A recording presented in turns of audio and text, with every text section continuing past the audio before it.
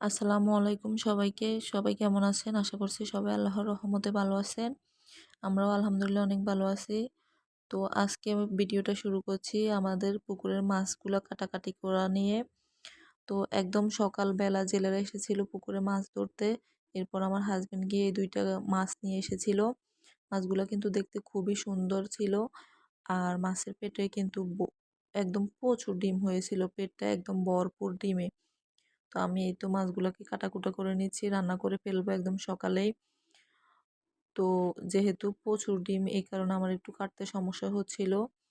তো আমি এই তো মাছের আঁশটা ছাড়িয়ে নিচ্ছি, ছাড়িয়ে নেওয়ার পরে মাছটাকে ভালোভাবে কেটে নেব।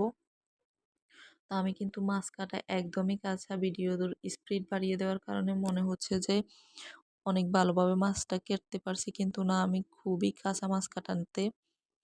তো এই তো আমি আস্তে আস্তে মাছগুলোকে কেটে নেব। আর ডিমওয়ালা মাছ খেতে কিন্তু অতটা ভালো লাগে না, তবে আলহামদুলিল্লাহ এই মাছটা খেতে কিন্তু ভালোই লেগেছিল। আমি খাওয়ার পরে রাত্রে এই ভয়েসটা দিতেছি।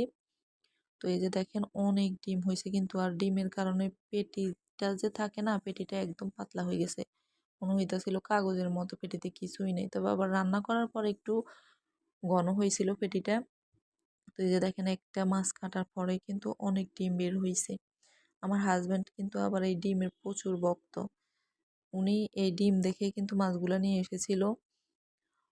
তো আমাদের এখানে পুকুরের মাছকে কিন্তু আলাদা কোনো পিট বা কিছু খাইতে দেয় না। একদম প্রাকৃতিকভাবে খাওয়ার খেয়ে মাছগুলো বড় হয় মাশাআল্লাহ। আর এই মাছটা কিন্তু খাওয়া থেকেও দেখতে কিন্তু আমার কাছে অনেক ভালো লাগে। তো এই তো আমি একদম সবগুলো মাছ কেটে কুটে ধুয়ে এরপর রান্না বসাই দেব। তো আমার এখানে গ্যাস আছে, কিন্তু গ্যাসের চুলাটা বাইরে, আমাদের ঘরে না। আমরা ভাড়াটিয়া সহ, আমি সহ একসাথে আমরা বাইরে রান্না করি। এই কারণে আমি একসাথে সব কিছু দিয়ে মাছটাকে বসিয়ে দেবো। এখানে তেমন কিছু দেবো না, শুধু রসুন, একটু সরিষার তেল, সয়াবিন তেল, টমেটো, কাঁচামরিচ, পেঁয়াজ এগুলো দিয়ে একসাথে মেখে ঝোলটাকে একটু কষিয়ে এরপর রান্না করব। তো এই যে আমাদের কাঁঠাল গাছে মাশাআল্লাহ অনেকগুলো কাঁঠাল হয়েছে। আর আমার ছেলে আমার মুরগি তাড়া ছিল। তো এই তো আমি রান্নাটা কষিয়ে মাছটা দিয়ে দিচ্ছি। আর এর মধ্যে আমার মাছটা হয়ে গেছে। খেতে কিন্তু মাশাআল্লাহ ভালোই লেগেছিল। আমি কিন্তু এই মাছ খাই না।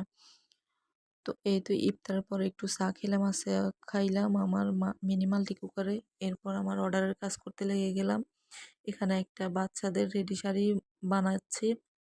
তো শাড়িটা ছিল ২ বছরের বাচ্চা, তো আমি একটু বড় করে বানিয়েছি যাতে একটু বড়ও পড়তে পারে। তো এই যে দেখেন কেমন হয়েছে জানাবেন। Thanks for